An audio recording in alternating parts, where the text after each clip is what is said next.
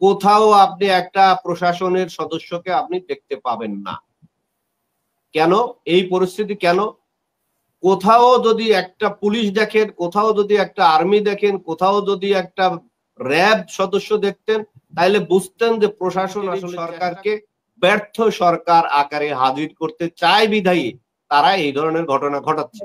আপনি দেখবেন প্রশাসনের কোন লোক ওয়ারেন্ট ইস্যু করা আছে, এই ধরনের আসামি ধরতেও চেষ্টা করছে যে আর্মি যদি পলিটিক্যালি এইভাবে ইনভলভ হয় অথবা কোন রাজনৈতিক দলের অফিস ভাঙচুরে ইনভলভ হয়, তাইলে তো আর্মি গণশত্রুতে পরিণত হবে এবং জনগণের শত্রুতে পরিণত হবে, যেটা তো আমরা কামনা করি না। রাজনৈতিক দলের নেতা কর্মীরা কখনোই এটা কামনা করে না যে সেনাবাহিনীর সাথে তাদের কোনো দূরত্ব তৈরি হোক, সাংঘর্ষিক পরিস্থিতি তৈরি হোক। এই জন্য আমি আপনার এই শোয়ের মাধ্যমে দেশপ্রেমিক সেনাবাহিনীর কর্মকর্তাদের প্রতি অনুরোধ করব যে আপনাদের মধ্যে যারা অতি ভারত প্রেমী, অতি আওয়ামী লীগ প্রেমী, অতি জাতীয় পার্টি প্রেমী অথবা ফ্যাসিবাদের দোসর, এইগুলো থেকে আপনারা নিজেদেরকে বাঁচান।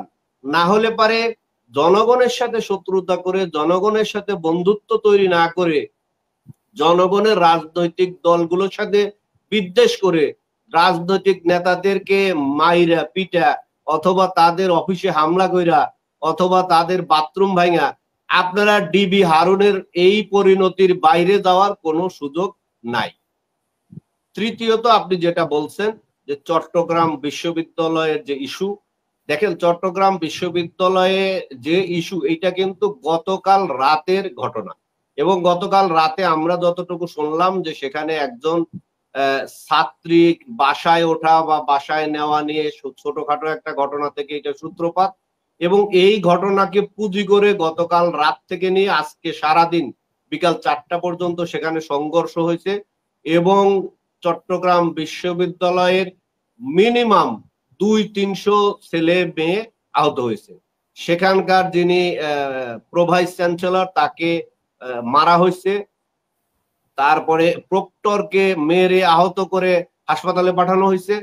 এই যখন পরিস্থিতি আপনারা দেখবেন যে শত শত ভিডিও আমাদের সামাজিক যোগাযোগ মাধ্যমে টিভি চ্যানেল গুলোতে যাচ্ছে, কোথাও আপনি একটা প্রশাসনের সদস্যকে আপনি দেখতে পাবেন না।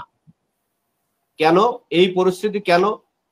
কোথাও যদি একটা পুলিশ দেখেন, কোথাও যদি একটা আর্মি দেখেন, কোথাও যদি একটা র্যাব সদস্য দেখতেন, তাহলে বুঝতেন যে প্রশাসন আসলে চেষ্টা করছে। এই ধরনের ভিডিও অসংখ্য বের হয়েছে যে ছেলে মানে বিশ্ববিদ্যালয়ের ছাত্রদেরকে গ্রামের লোকজন এসে মানে দা দিয়ে ভাসুয়া দিয়ে কোপাইতেছে। এটা দৃশ্য আজকে আপনি অন্তত পক্ষে 20-30টা এই ধরনের ভিডিও আমি নিজে দেখছি সোশ্যাল মিডিয়ায়। তো এবং ওই এলাকাতে কোনো প্রশাসনের লোক ছিল না। তো কোনো প্রশাসনের লোক না থাকার অর্থ কি? প্রশাসনের লোক না থাকার অর্থ হচ্ছে যে নিঃসন্দেহে প্রশাসন চায় নাই এই অস্থিরতা বন্ধ হোক এবং আমরা বিশ্বাস করি যে সমস্ত প্রশাসনের কর্মকর্তারা এখনো আওয়ামী লীগের দোসরগিরি ছাড়তে পারে নাই, তারাই এখনো প্রশাসনের বিভিন্ন জায়গায় বসে থাকার কারণে সেই সমস্ত পুলিশ অফিসাররা বিভিন্ন কর্মকর্তা আকারে হাজির থাকার কারণে আপনি জানেন যে এই 18 আর 24-এর ইলেকশন যারা করে দিয়েছিল সেই ধরনের ইউনোদের কয়েকদিন আগে প্রমোশন হয়েছে, তারা এখন মানে প্রায় ডিসি র্যাঙ্কের কাছাকাছি পর্যায়ে উপনীত হয়েছেন। তো এই ধরনের মানে উন্নতি তাদের যেহেতু চলমান, তাদের যেহেতু কোনো বিচারের মুখোমুখি হতে হচ্ছে না, জনগণের কাছে কোনো কৈফিয়ত দিতে হচ্ছে না এবং প্রশাসনের ওই সমস্ত কর্মকর্তারা অপরাধ করবার পরেও যখন মাসের পর মাস তাদের কোনো বিচার নাই, কোনো ধরনের কোনো মানে ইয়ার মানে জবাবদিহিতার আওতায় আসতেছে না, তো এই ধরনের পরিস্থিতি হইলে তো স্বাভাবিকভাবে তারা তো এই বিরোধকে আরো উস্কে দিচ্ছে এবং আমি মানে এইটাকে আপনি এইভাবে সুস্পষ্টভাবে বলতেই পারি আমরা যে প্রশাসনের ওই সমস্ত লোকজন সুস্পষ্টভাবে ইউনূস সরকারকে, ইন্টারিম সরকারকে ব্যর্থ সরকার আকারে হাজির করতে চায় বিধায়ী তারা এই ধরনের ঘটনা ঘটাচ্ছে। আপনি দেখবেন প্রশাসনের কোন লোক ওয়ারেন্ট ইস্যু করা আছে, এই ধরনের আসামি ধরতেও কোথাও যাচ্ছে না। আপনি দেখবেন প্রত্যেক শহরে নানা ধরনের অকারেন্স ঘটতেছে। সেখানে প্রশাসনের যৌথ বাহিনীর অভিযানে গ্রেপ্তারে অভিযান চালানো হচ্ছে না। তো এই ধরনের রাজনৈতিক বিবেচনায় মানে আপনি বিএনপি কে না হলে বিএনপির লোকজন চাঁদাবাজি অমক তমক নানা ইস্যুতে আপনি ধরছেন না, ঠিক আছে।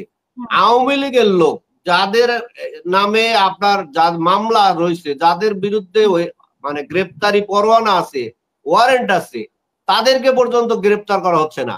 এমনকি আপনার জাতীয় পার্টির অফিসের সামনেই একটা ঘটনা আপনি দেখছেন যে খুব সম্ভবত একজন মাল্টিমিডিয়া সাংবাদিক উনি এক ব্যক্তিকে জড়ায়ে ধরে উনি চিৎকার করে বলতেছিলেন যে এই লোক 4 আগস্ট আমাকে গুলি করছিল, তাকে আপনি গ্রেপ্তার করেন।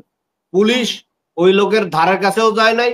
মাল্টিমিডিয়ার ওই সাংবাদিক বারবার বলার পরেও এইটা নিয়ে তার কোনো পুলিশের কোনো উৎসাহ দেখা যায় নাই যে ওই লোককে ধরে অন্তত জিজ্ঞাসা করবে যে আপনি কে, আপনার কি পরিচয়, অথবা আইনের আওতায় আনেন।